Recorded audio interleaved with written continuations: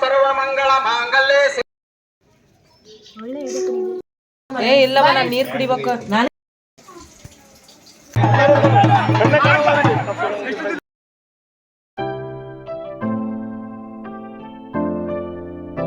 Hello ಕುಟುಂಬದವರೇ, HY ಕುಟುಂಬಕ್ಕೆ ನಿಮಗೆ ಮತ್ತೊಮ್ಮೆ ಸ್ವಾಗತ. ಇವತ್ತಿನ ಸ್ಪೆಷಲ್ ಏನಂತಂದ್ರೆ, ನೀವು ಆಲ್ರೆಡಿ ಪಾರ್ಟ್ 1 ಅನ್ನು ನೋಡಿದೀರಾ ಅನ್ಕೊಳ್ತಾ ಇದ್ದೀನಿ. ನೋಡಿಲ್ಲ ಅಂದ್ರೆ ಮೇಲ್ಗಡೆ ಲಿಂಕ್ ಅನ್ನ ಕೊಟ್ಟಿರ್ತೀನಿ, ಹೋಗಿ ಚೆಕ್ಔಟ್ ಮಾಡಿ.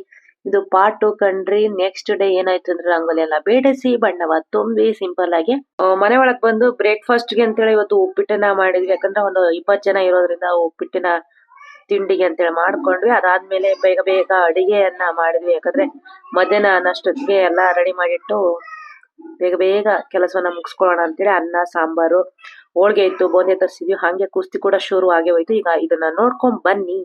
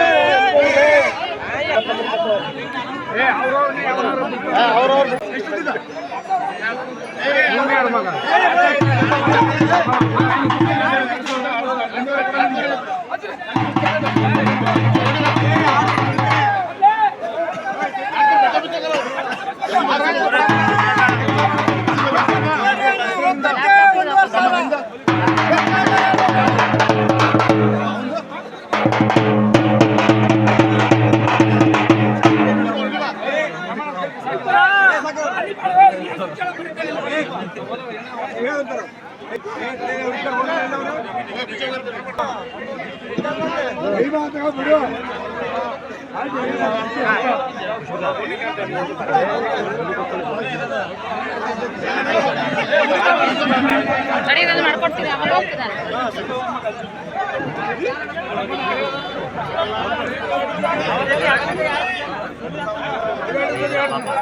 ಸಿಕ್ಕಾಪಟ್ಟೆ ನಾಯ್ಸ್ ಫುಲ್ ಆಗಿದೆ ಅಂತ ನನಗೂ ಗೊತ್ತು. ಆದ್ರೆ ಏನ್ ಮಾಡೋದು, ಒರಿಜಿನಲ್ ಆಗಿ ಇಡೋಣ, ಅಲ್ಲಲ್ಲಿ ಸ್ವಲ್ಪ ಚೆನ್ನಾಗಿದೆ ಅಂತ ಹೇಳಿ ಬಿಡ್ತಾ ಇದ್ದೆ. ಈ ವಿಡಿಯೋ ಮಾಡೋದು ಅಷ್ಟೊಂದು ಈಸಿ ಇರ್ಲಿಲ್ಲ. ಯಾಕಂದ್ರೆ ಎಲ್ಲಾ ಪುರುಷರೇ ಇರೋದ್ರಿಂದ ಮಹಿಳೆಯರು ಯಾರು ಬಂದಿರ್ಲಿಲ್ಲ. ಒಂದಿಬ್ರು ಮೂವರು ಅಲ್ಲಲ್ಲಿ ಇದ್ರು.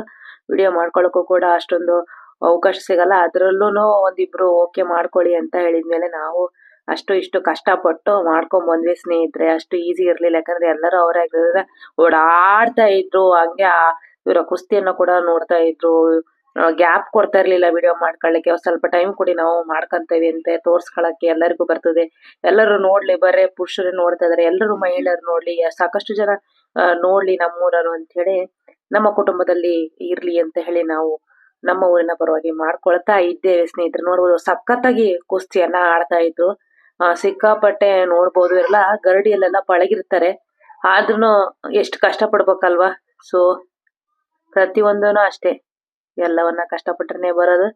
ನೋಡೋರಿಗೆ ಏನೋ ಈಸಿ ಅನಿಸ್ತದೆ, ಬಟ್ ಆಡೋರಿಗೆ ಗೊತ್ತು, ಅಲ್ಲಿ ಇದ್ದವ್ರಿಗೆ ಗೊತ್ತು ಎಷ್ಟು ಕಷ್ಟ ಅಂತ ಹೇಳಿ. ಹೀಗೆ ನೋಡ್ತಾ ಇರ್ಬೋದು, ಅಲ್ಲಿ ಕುಸ್ತಿಯನ್ನ ಕೂಡ ಆಡ್ತವ್ರೆ.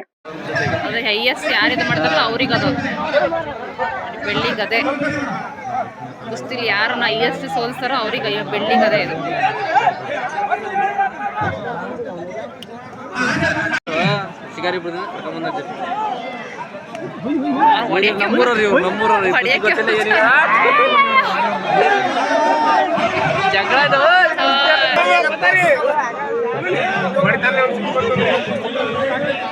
ಕಬಡ್ಡಿ ಕಬಡ್ಡಿ ಹೊಡ್ಯಾಕತ್ತಾರ ಇವರು.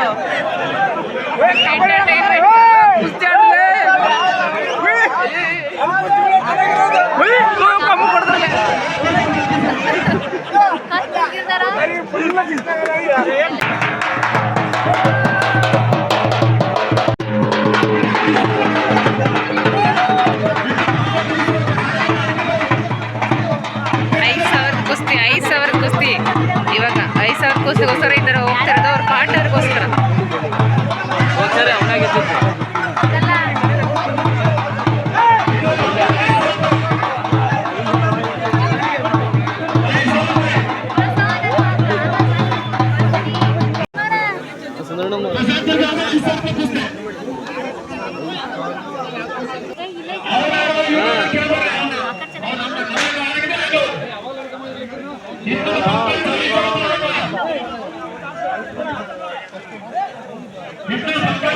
ಯಾರ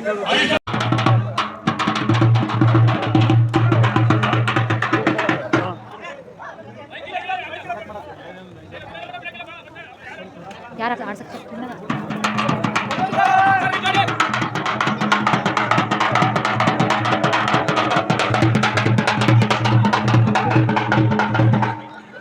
ಅಂದ್ರೆ ಮುಂಚೆ ಮುಂಚೆ ಅದ ಮಾಡಿ ಚೆನ್ನಾಗಿ ಬಳಸಿರ್ತಾರೆ ಏನಾಗ್ತಿರೋದು.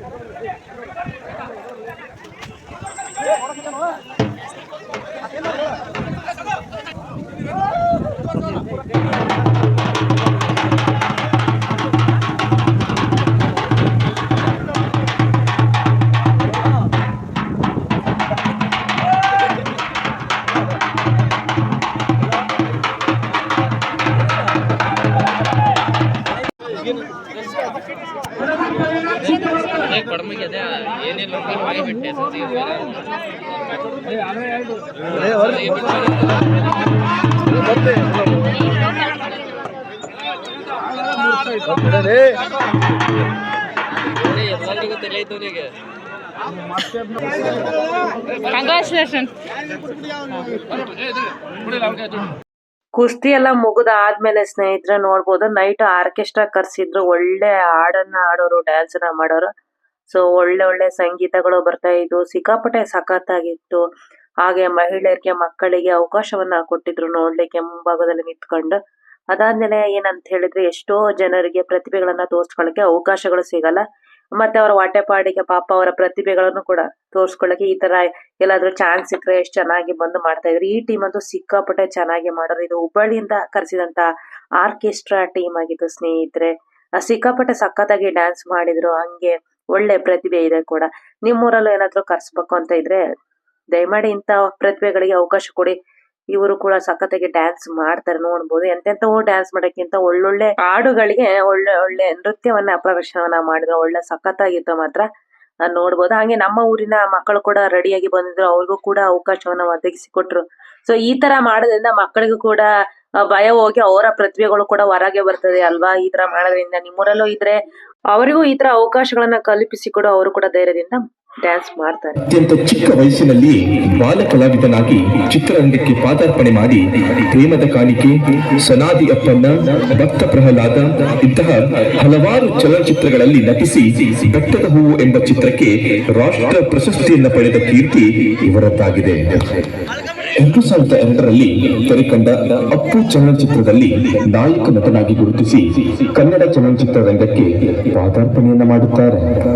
ಪುನೀತ್ ರಾಜ್ಕುಮಾರ್ ಇವರು ಅಪ್ಪು ಎಂದರೆ ಹೆಸರುವಾಸಿ. ಅಭಿ, ವೀರ ಕನ್ನಡಿಗ, ಮೌರ್ಯ, ಅರಸು, ಮಿಲನ ಇಂತಹ ಹಲವಾರು ಚಲನಚಿತ್ರಗಳೊಂದಿಗೆ ತಮ್ಮ ಯಶಸ್ಸಿನ ಹಾದಿಯನ್ನ ಮುಂದುವರಿಸಿಕೊಳ್ಳುತ್ತಾರೆ. ಚಲಿಸುವ ಮೋಡಗಳು ಚಿತ್ರದಲ್ಲಿ ಹಾಡಿದ ಕಾಣದಂತೆ ಮಾಯವಾದನು ಹಾಡನ್ನ ಅಪ್ಪು ಅವರು ಅನ್ನಬಾಡ್ ಚಿತ್ರದಲ್ಲಿ ಮತ್ತೊಮ್ಮೆ ಹಾಡಿ ಎಲ್ಲರ ಮನವನ್ನ ಮತ್ತೆ ಗೆಲ್ಲುತ್ತಾರೆ. ಚಿತ್ರರಂಗದಲ್ಲಿ ತಮ್ಮ ಅದ್ಭುತವಾದ ನೃತ್ಯದ ಮೂಲಕ ಎಷ್ಟೋ ನೃತ್ಯಗಾರರಿಗೆ ಅಪ್ಪು ಸರ್ ಮಾದರಿಯಾಗಿ ಬರೀ ನಟನೆ ಅಷ್ಟೇ ಅಲ್ಲದೆ ತಮ್ಮ ನೃತ್ಯದ ಮೂಲಕ ಅಪಾರ ಅಭಿಮಾನಿ ಬಳಗವನ್ನ ಗಳಿಸಿಕೊಂಡವರಾಗಿರುತ್ತಾರೆ. ಅದೆಷ್ಟೋ ಜನರಿಗೆ ದೇವರ ಸ್ವರೂಪವಾಗಿರುವ ಅಪ್ಪು ಸರ್ ಅಕ್ಟೋಬರ್ 29, 2021 ನಮ್ಮೆಲ್ಲರನ್ನ ಅಗಲಿ ಭಾರತ ಲೋಕಕ್ಕೆ ಪಯಣವನ್ನ ಆರಂಭಿಸುತ್ತಾರೆ. ಇರೋದು ಜೀವನ, ಹಿಂದೇನಾಯ್ತು ನೆನಪಿಲ್ಲ, ಮುಂದೇನಾಗುತ್ತೆ ಗೊತ್ತಿಲ್ಲ. ನಾವ್ ಏನ್ ತಿಂತೀವಿ, ಎಲ್ ಮಲಗ್ತೀವಿ ಎಲ್ಲ ಬರ್ಬಿಟ್ಟಿದ್ದಾನೆ. ವಿಧಿ ನಮ್ದೇನಿಲ್ಲ. ಕನ್ನಡ ಚಿತ್ರರಂಗ ಅಷ್ಟೇ ಅಲ್ಲದೆ ಇಡೀ ಕರುನಾಡೆ ಶೋಕ ಸಾಗರದಲ್ಲಿ ಮುಳುಗುವಂತೆ ಮಾಡ್ತಾರೆ. ಯಾರಿಗೂ ನಂಬಲಾಗದ ಕಹಿ ಸತ್ಯವನ್ನ ಮತ್ತೊಮ್ಮೆ ಮೆಲುಕಿ ಹಾಕಿಕೊಳ್ತಾ ಇದ್ದೇವೆ.